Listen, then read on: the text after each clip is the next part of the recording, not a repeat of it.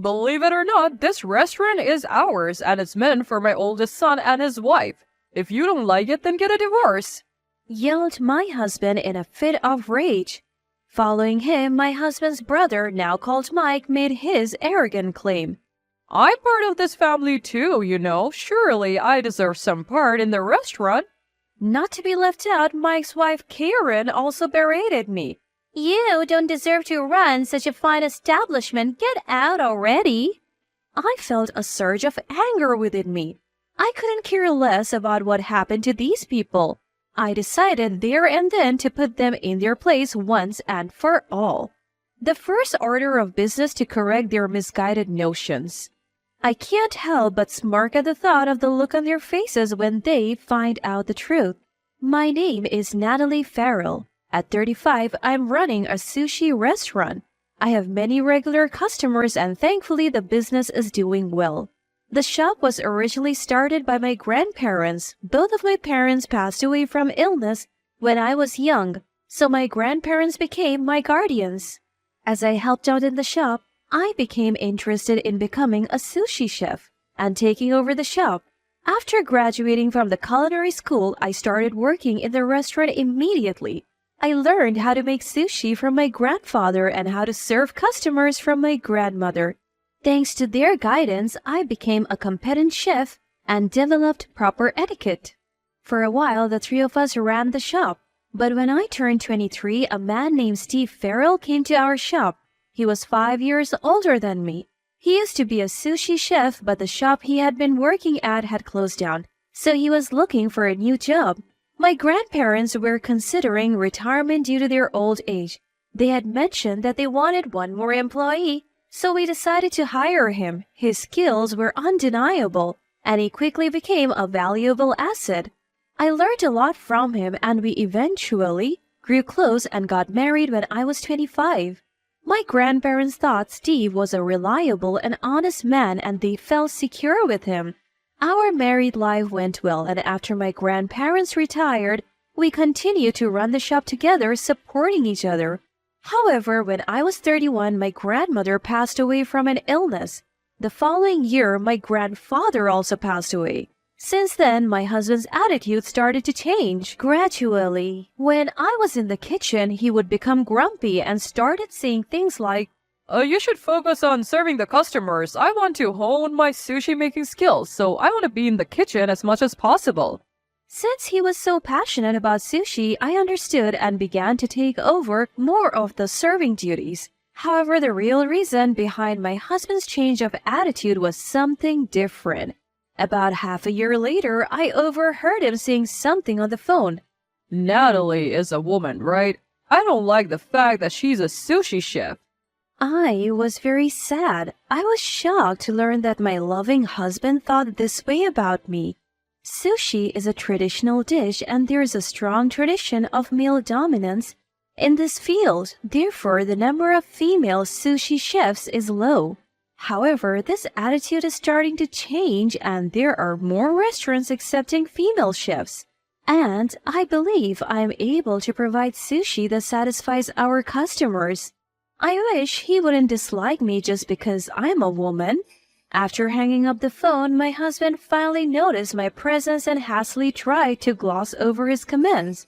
"I was just stressed out and said it without thinking. I promise I won't say it again. Will you forgive me?" Seeing him seemingly regretful, I decided to forgive him. However, my husband started causing more problems. One day, I noticed that $3,000 had been withdrawn from our savings account. When I confronted him, he said, My brother Mike lost his job and I had to help him out. He's family after all. There's nothing we can do." Frankly, I didn't like it. The reason being Mike is a problematic person. He initially aimed to be a chef, but quit early due to the rigorous training and has been job hopping ever since. Every time we met, he would ask for money, and he gave off a very irresponsible impression. His wife, Karen, also can't hold a job. Despite this, she always had an aggressive attitude towards me, saying things like, "You must be so tired from working all the time. I'm a housewife, so I enjoy my free life. I wondered if there was any need to support these people with hundreds of thousands of dollars. They're adults and they're healthy. I wish they could figure it out for themselves. Our restaurant was profitable, but our savings were steadily decreasing. At first, when I pointed out to him that he was giving too much, he seemed to reflect on his behavior and said, "Sorry." But later on, he said, Natalie, you're the one managing our savings and household budget, right? You should just manage it better. and refused to listen to my advice. The situation with my husband was getting worse, and I was starting to worry seriously about our future savings.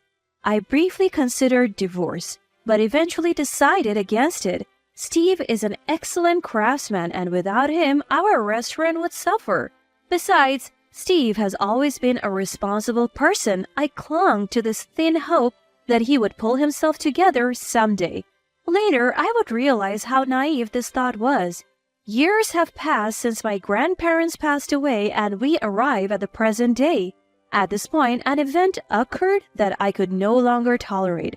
On our restaurant's day off, while I was doing the laundry at home, the doorbell rang. When I opened the door, there stood Mike and Karen. Hey, from today on, I can eat sushi every day now, right? Lucky me. Their words made no sense. As I was at a loss, Steve appeared and I demanded an explanation. Casually, he said, They will be living with us for a while from today on. I was even more confused.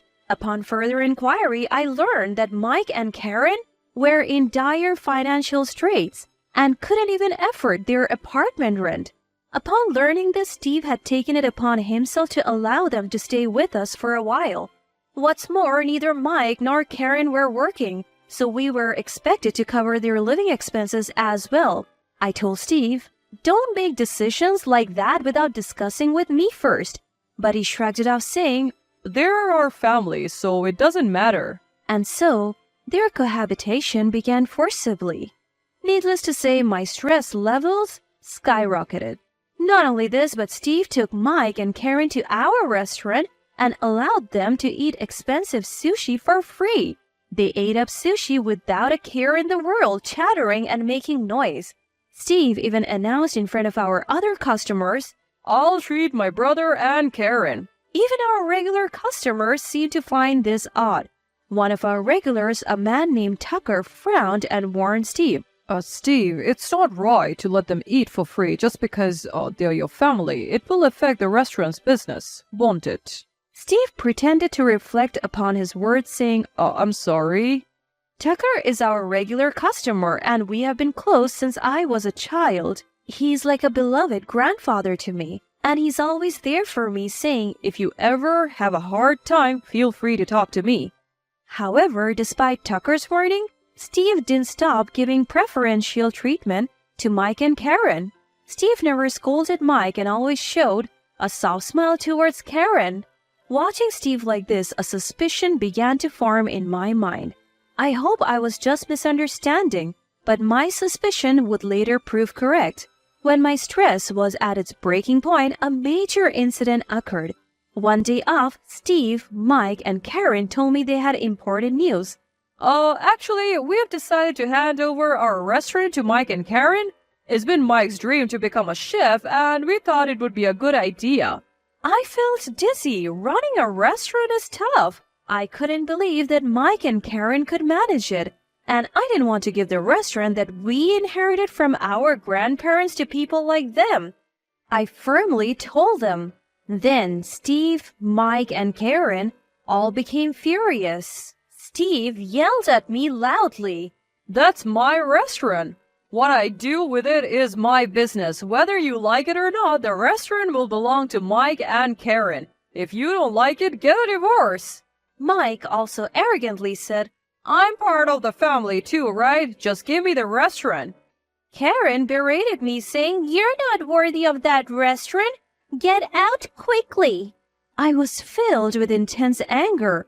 I no longer cared what happened to these people. I decided to retaliate against them once and for all. First, I decided to correct the three's misunderstanding. I chuckled to myself, wondering what their faces would look like once they learned the truth. I don't know what you guys are misunderstanding, but the restaurant is something I inherited from my grandparents. It's in my name, so I can't transfer it to Steve, Mike, or Karen. As I explained this, my husband looked surprised. But I'm your husband. I should have the right to do as I please with the restaurant.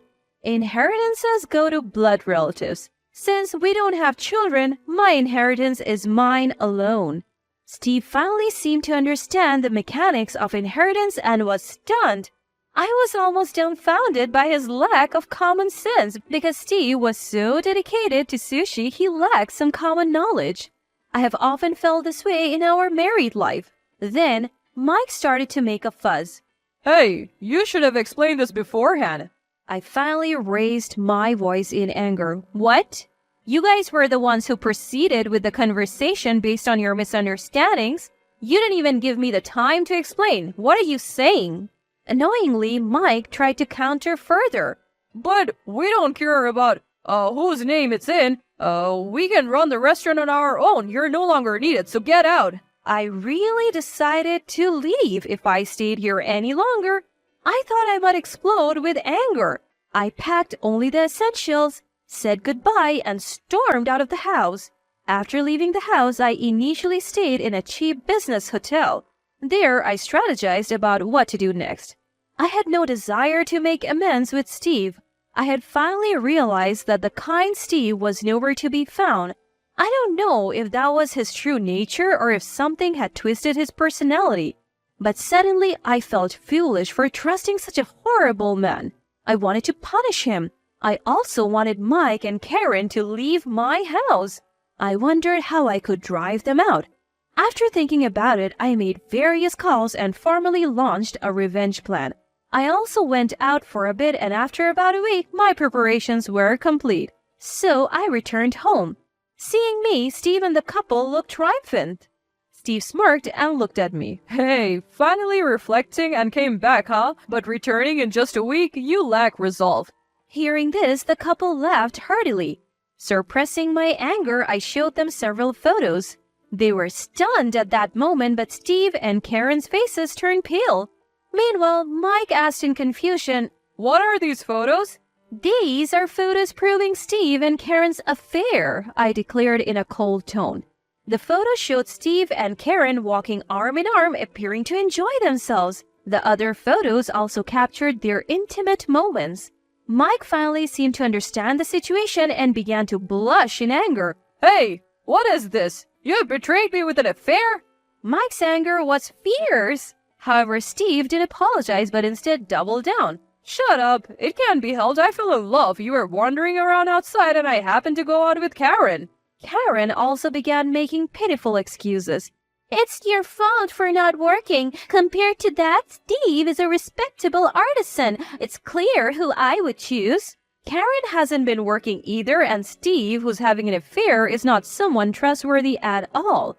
I was beyond angry and more disgusted. The three of them had started a low-level argument, and it seemed like it was spiraling out of control.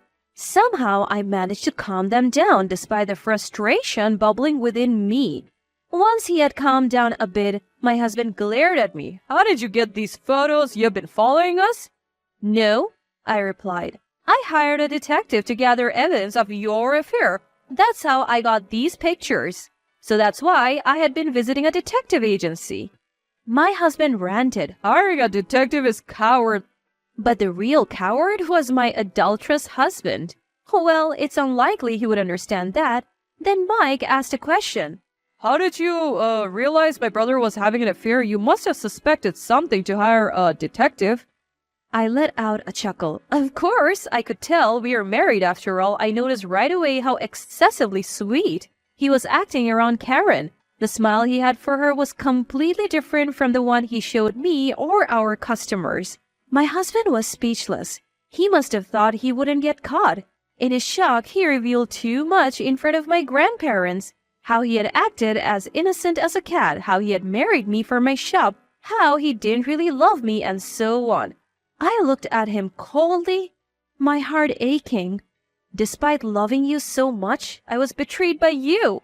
I have endured a lot of pain. Do you understand how much I have suffered?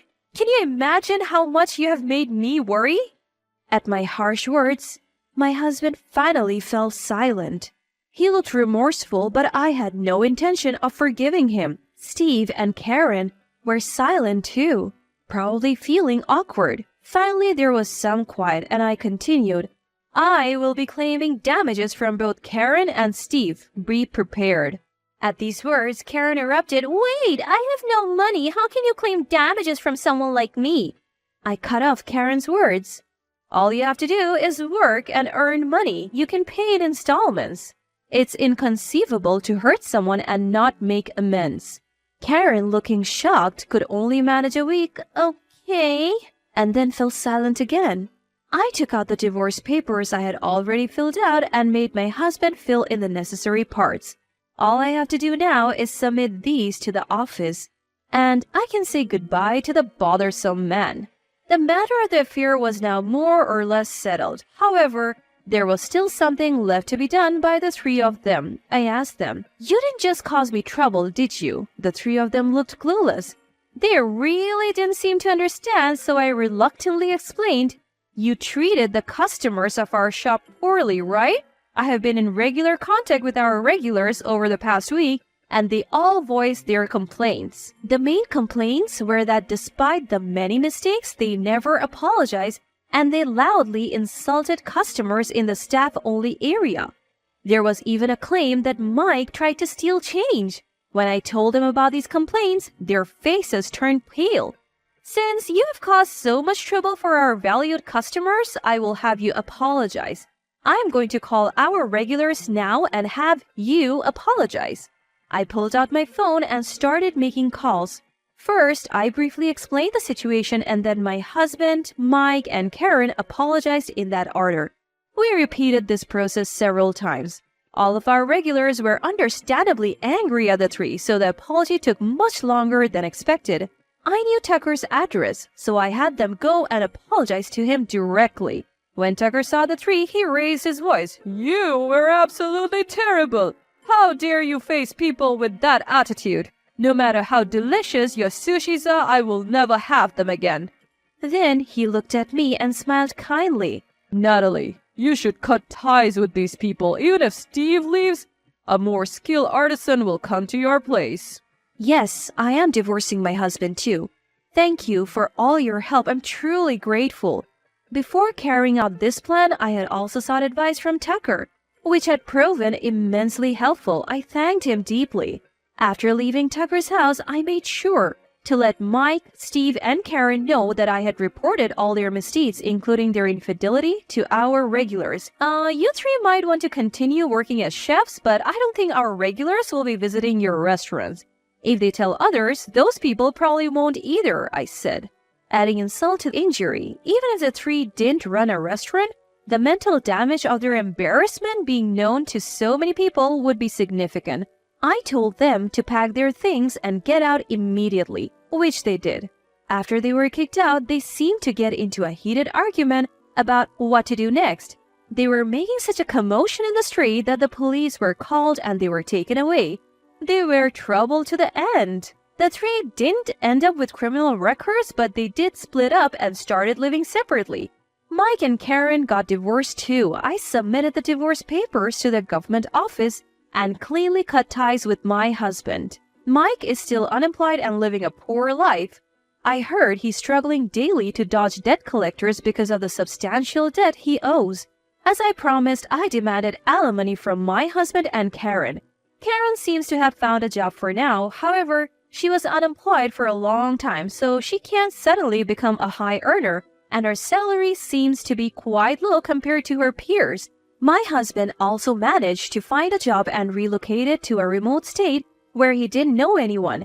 Yet rumors have a way of leaking out, and their past wrongdoings became known, leaving them with no place to hide.